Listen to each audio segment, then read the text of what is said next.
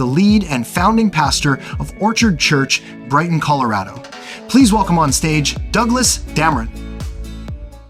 Yesterday you talked about scaling with your personal experience, and now you're coaching other churches. So before we go into the importance of influencing others and how that impacts scale, we have this slide that you showed yesterday of the graph of this growth barriers. Would you go a little bit deeper into that? Everybody is going to experience growth barriers. Everybody knows that they're there because they feel them and they experience and they get frustrated in them. How do you overcome those barriers with systems? It's easy to kind of put it up on a screen and say, get systems, do this. But what's the practical, as a pastor, maybe as a head pastor, a senior pastor, or even a team member, how do you move through that effectively?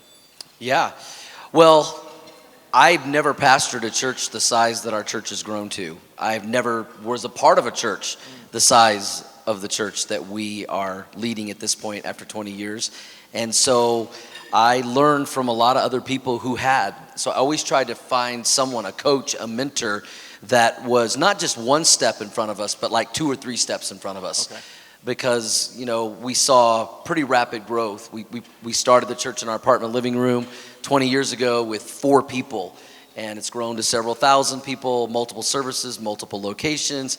It has far exceeded what we could have ever dreamed or imagined. Mm-hmm. Somebody asked me not long ago, did you see this? Was this your vision? And I said, no, but it was God's. And we prayed in the early days that God would do something so God-sized only He would get the credit for it. And that has definitely happened. We're just trying to stay out of the way and not mess it up. Right. But my wife keeps me in line. So that's why we haven't messed it up, because she makes sure I don't mess it up. But I realized very quickly God is doing something so supernatural here. It's bigger than anything I've ever been a part of. It's bigger than anything I've ever led. And so I found people in my life that had been there, and I leaned on them. I said yesterday, and I'll say it again, I don't believe that experience is the best teacher. I believe someone else's experience is the best teacher, especially when it comes to not making mistakes. You don't have to make those mistakes. You don't have to pay the dumb tax. Mm-hmm. And so I had a couple of people in my life that had led very large churches, multi-site churches, that helped us to get to that next level. That was huge. That was huge. I mean, I read some books and did the podcast and all that, but having someone that I could call and I could pick up the phone, I could get on Zoom and go, okay, we're dealing with this. How do we get past this stage? This barrier was monumental in my life. How hard was it? I'm sure it was easy to find the churches that are that size. How hard was it to get in contact with the right people? Was that a constant thing you had to keep going back to, or was it send an email? Yes, would love to meet with this brand new small church that's running 25, right? And we're at 500. Yes, we'd love to teach you. That's not the way it happened. Yeah, I was pretty blessed that there was a ministry leader in a network that we're a part of. We're part of a couple of different networks, and this gentleman saw the potential, I think, in our church and what God was doing. I think saw the potential in my leadership. He saw himself in me when he was younger and needed help himself, and he had people who mentored him. Yeah. And he basically befriended me and offered. And I was like, yes, absolutely. And I leaned into that. I think sometimes you'll have leaders and mentors that they'll offer to help you, but they're not going to chase you. And they want to see who's serious. And man, when he just cracked that door open, and I busted through it. I kept, saying, hey, can we meet? Can we set this up? And when he saw that I was intentional with that and I was passionate about it, then he realized, okay, this is a leader that wants to grow. Mm-hmm. He wants to learn. And so we started meeting regularly, and it was awesome. Still to this day, I lean on him. It's hard because even in the States, the size that our church is, we're in the top 0.5% of churches our size. Some might call us a mega church. I say we're not really a mega church. We just have a mega mission. Right. Because we're just barely scratching the surface of the people we're trying to reach in our community. 90% of the people in our community claim no church affiliation. I know maybe you think that people in the States, everybody goes to church. And in some areas it feels that way. I grew up in the Midwest in a place called Oklahoma. My wife grew up in Indiana. We met in Missouri. All Midwest, we call it kind of the Bible Belt, the belt buckle of the Bible Belt. But we felt God was calling us to Colorado, where it's one of the most unchurched metropolitan, cities in the country. We estimate there's easily 100,000 unchurched people within about a 10-minute drive of our church. And so everything we do is to help people find and follow Jesus. We're not trying to reach church people. We're trying to reach the unchurched, the de-churched. We say if you come to Colorado and you fish in the unchurched pond, you're going to have unlimited fish. If you fish in the church pond, it's going to dry up really quick. And so we're really passionate. So a big part of what you're saying, what I'm hearing, is your growth pattern has a lot to do with your target audience. Totally. Like if you're out to reach those that already are well-informed, well-versed in Christianity, that's one sector of society, right. Whereas your church is intentionally reaching the larger pool, which is the untouched, the unreached, right. the ungospeled, right. And for them to do that. Now, yesterday you mentioned how the barriers that we face, the fog that you mentioned earlier, talking about the swimmer, is one of the barriers that tend to be more structural than spiritual. I want to talk just a slightly moment on the spiritual side and then go to the structural side.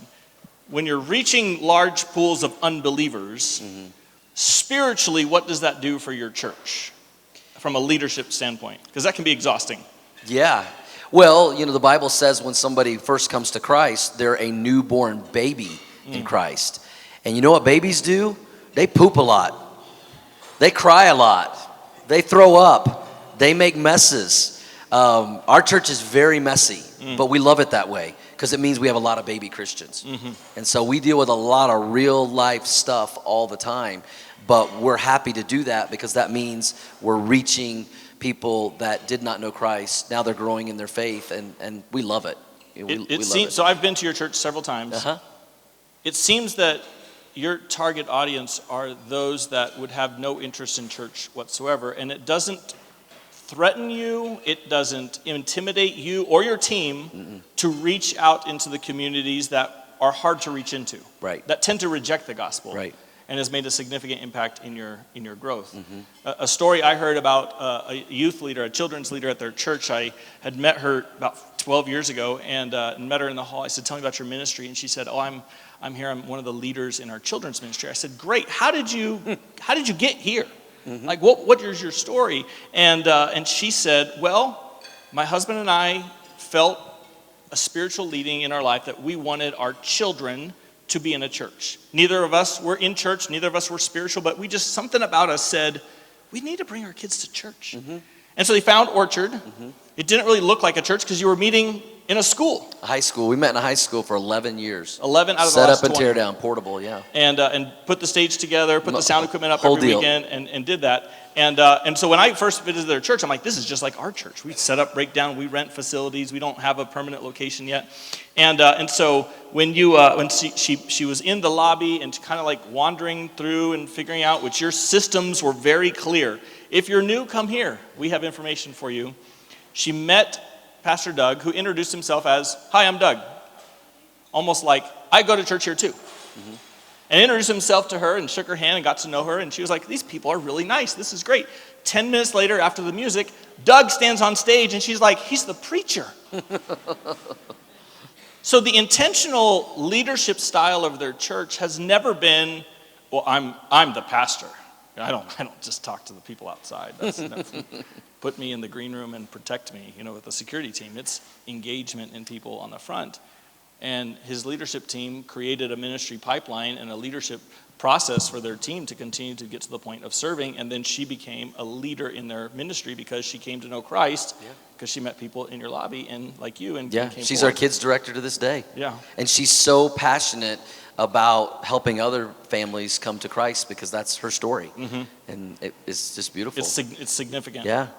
You said something yesterday also, if it's not on paper, it doesn't exist, and we don't grow by doing more, which I think is a common mistake among ministers.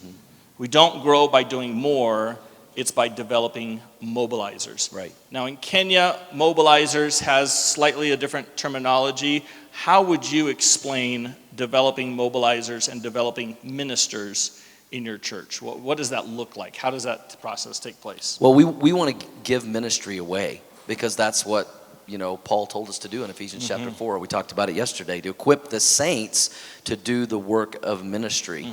And we believe that God has, supernaturally, divinely equipped every believer with certain spiritual gifts and passions. God has given that to them. And so we want to help them to step into how God has designed them. If you have a heart for kids, if you have a heart for music, if you have a heart for, guest services, being hospitable, mercy. We brought a care pastor on when we were about 5 years in because I was having to schedule people to do counseling like 3 and 4 weeks out because my calendar was so full. And what I come to realize is I cannot be the primary, counselor to meet every need of the people in this church, but I am the primary one to be responsible to make sure their needs are being met. Wow. And I realized I was at a place that I didn't have the capacity to do that and continue to lead this growing church. So we hired a full-time care pastor to be able to be there, to drop everything at any time to meet the needs of the people when those needs needed to be met.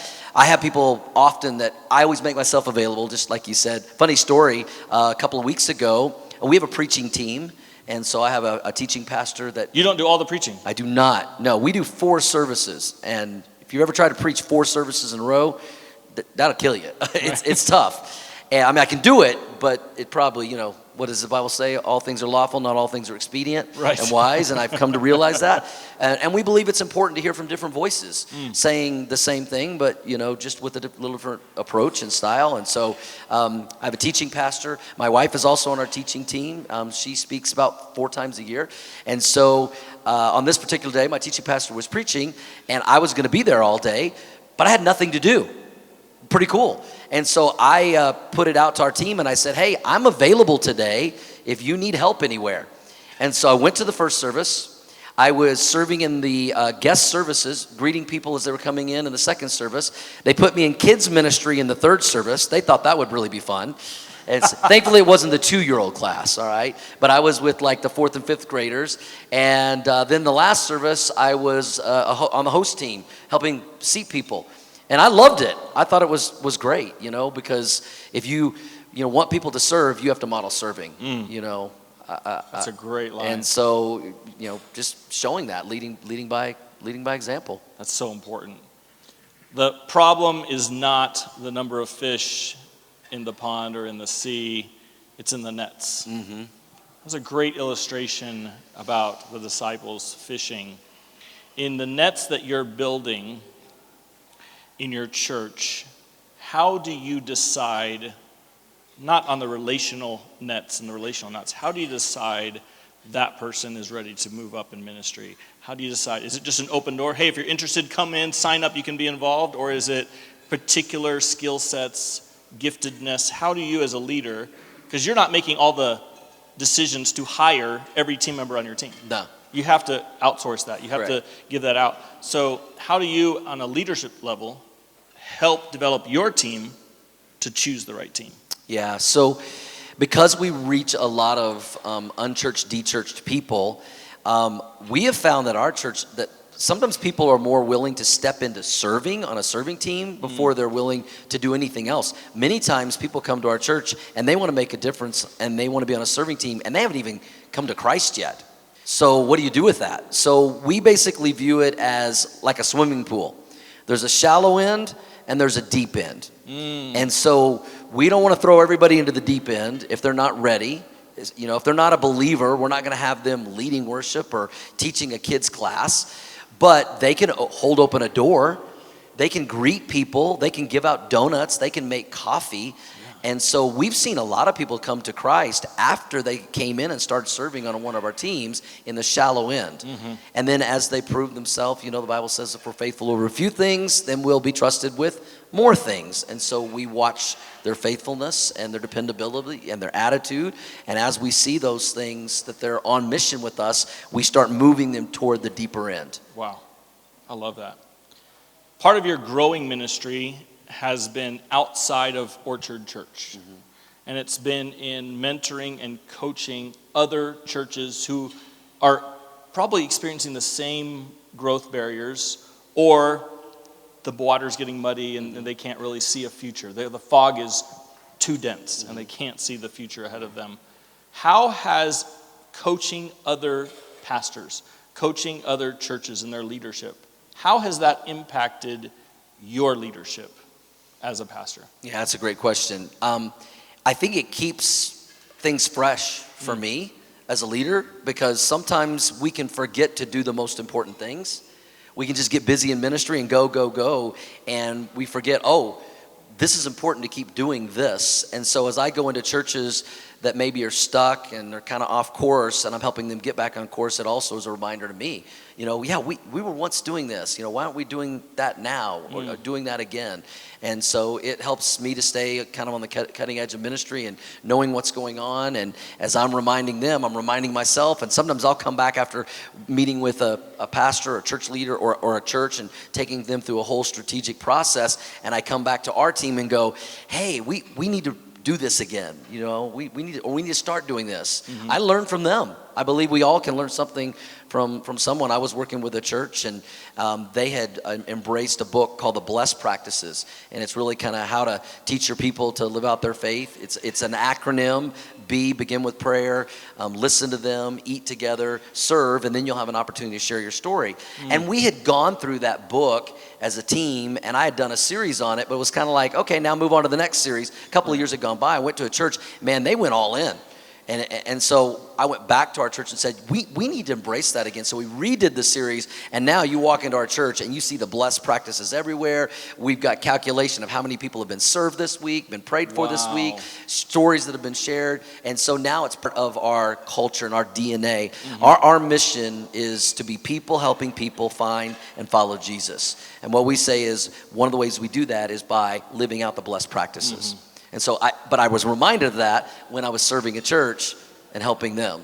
That's incredible. That's incredible. I have a few more questions, but if you are coming up with some questions on your own that you have for Pastor Doug, we're going to have a few minutes here in a few minutes to allow you to ask a few questions as well, based on your context, wherever you are in the world and serving. How does this impact you?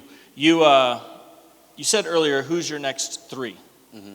And at your level of leadership, and you're the founder of your church, which we talked a little bit about that yesterday. Sometimes there's founders, sometimes there's this guy who has taken over from the founder and it's moved on. From the founder's perspective, you're a founder, David Janney is the founder of this ministry, Dr. Greg is the founder of this ministry, and we have a lot of different ministers here who are founders. The next three, at this point in your history, could potentially be a successor. It is. It is a successor. It is a successor. How do you deal with that? Because that can be a threat, or that can be, you got to do it my way, or you need to do things totally different, or how do you walk down that path for your next three at your level? Yeah. I think it was you, Luke. We've heard so many great speakers. Haven't they? All the speakers been amazing. It's been just so awesome. I think it was you, Luke, yesterday was talking about, leaving a legacy after you're gone. And, I've had some people asking me about, what is the next 20 years? We just celebrated our 20th anniversary as a church. And I always felt like 2 weeks ago, right? 2 weeks ago, yeah. And I remember in the early days when we first launched the church, and people would ask me, well, how long do you think you'll lead this church? You're going to do this for 5 years and then go do another one? And I'm like, no one's enough. And I always said, I think that God has called me to be the lead pastor here for about 20 years. And that seemed like forever away. And then all of a sudden, I woke up and here it is. And I was reading an article just recently by a guy named Carey Nieuwhof, and he is on the cutting edge of ministry and churches, especially in the States and even around the world. And he said something that really was staggering and got my attention. He said that in the next 10 years in America, there's going to be 166,000 pastoral vacancies. Wow. 166,000. And most churches have no plan. They have no plan how to hand it off to the next person. And so I've always said I want to be running at full speed and hand the baton off to someone who's running at full speed. Now, I may have lost a step, but I'm still pretty fast. But I already have a guy on my team, and this isn't even really public knowledge, so don't put this on social media, okay? All right? But I have my teaching pastor. I brought him onto our team almost 3 years ago, and I didn't know him before. I did a search for about 2 years, prayed. God brought us into connection with each other. He became my teaching pastor. He has a desire to be a lead pastor. And he is the same age right now that I was when we launched Orchard Church. Oh, wow. 20 years ago. 38 years of age. So I just gave you my age. You guys can do the math. And I'll be 58 in February. And so I told him coming in the door, I would not bring you on this team if I didn't feel like there was at least the potential that you might be my successor. Oh, wow. Now, obviously, I couldn't promise that day one. He wasn't ready to commit to that day one. And 3 to 6 months in, it just became crystal clear, this is the guy. I mean, this is the guy. His personality is different than mine, but our mindset, our vision, our mission is the same. I mean, we like finish each other's sentences. It's crazy. Like, other than my wife and I finishing each other's sentences, this guy and I, it's Shelly, you like him? Is he cool? Yeah, yes. Okay, good. She signed off on him early, and so I was like, I think this is the guy, but check with your wife to know for sure. Right. Yeah, because she told me a long time ago, if you want to be right more, listen to me more.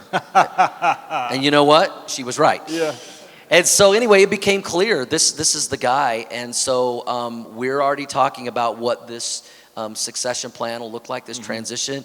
I think the key is a long ramp, because sadly a lot of pastors, they pastor a church until, they're in their 70s or pushing 80, and then they just decide to leave or retire, and there's nobody ready to hand 2 weeks it off notice to. and they're out. Yeah, or they just decide to go to another church. And I think every church should have a succession plan. Wow. Every church at any stage, because things happen.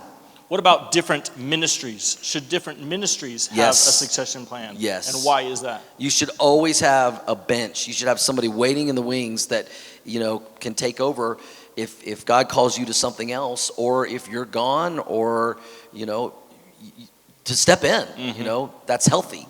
And so that's the guy that I'm pouring in the most to, right now. And then there are a couple of others on our team. I look for people that have high leadership capacity. Right. These are people that when we're talking about leadership, we talk about leadership all the time. We're going through books and podcasts and, leadership development. And I'm watching for the ones that are eating it up and they're asking the right questions. And it's like, that's who I want to invest in. I want to pour into those kind of people. I love it. Yeah. Last question before I turn it over to our crowd. Of the 3 things you said near the end, who are my next 3? Strengthen at least one system each month. And the last one I think really struck me hard is pray for capacity, not for growth. And before I turn it over to you, I found that true in my own life when I was fundraising, or as I fundraise as a missionary. As a missionary, and all of us who serve overseas or in a foreign culture or a foreign country, and we live on support that we receive from our donors and our individuals and churches, I was always praying for more. And I realized I needed to increase my capacity. Why would God give me more if I don't have the capacity to handle it? I teach our team. I'm like, God's not going to give you a scooter, a motorcycle, or a car if you don't have a driver's license. Right. He's not going to send you on a mission trip if you don't have a passport. You have to have these things in line to be capable to have the capacity to do that. Right. When did this capacity over growth really hit you and initiate change in your church? First year that our church started. Really? First year, from the very beginning. And I don't know if somebody told me this, or if I read it somewhere, or if God just put it on my heart. But our goal when we first started, with 4 people in our apartment living room, and then we kind of started our public services, we had about 40, 50 people on our core team. And we said, we need to prepare for 100. And when we were getting close to running 100, we said we need to prepare for 200. And when we were at 200, we prepared for 400. So we always tried to be ready. If 100 more people showed up on a weekend, would we be ready? Wow. Would we have the seating capacity? Would we have enough coffee? Would we have enough donuts? Would we have enough seats? So we found that when one of our services reaches 70% capacity, it's time to launch another service. Wow. Yeah, I know people used to say like 80, 85. We found 70% because when you are in a room, with 500 seats and it's 70% full, it feels full. Right. It's not like there's not seats, but there's 1 here and 2 there, and you get families that come in and they're looking for 4 or 5 seats because they're not sure if they trust you enough to put their kids in kids ministry yet. And so we always have tried to stay a step ahead in the capacity so that our net is ready for the fish that God wants to bless us with. Because he's, like I said yesterday, he's not going to overwhelm us. He doesn't want he don't want to sink us. So we've got to be ready for it. I mean, it's just like building a house. Well, how big a house do you want? Well, you got to think about that when you do the foundation. Right. Not after you go up one story and then two you're stories. like, oh great, now what do we now do? You're stuck. Yeah.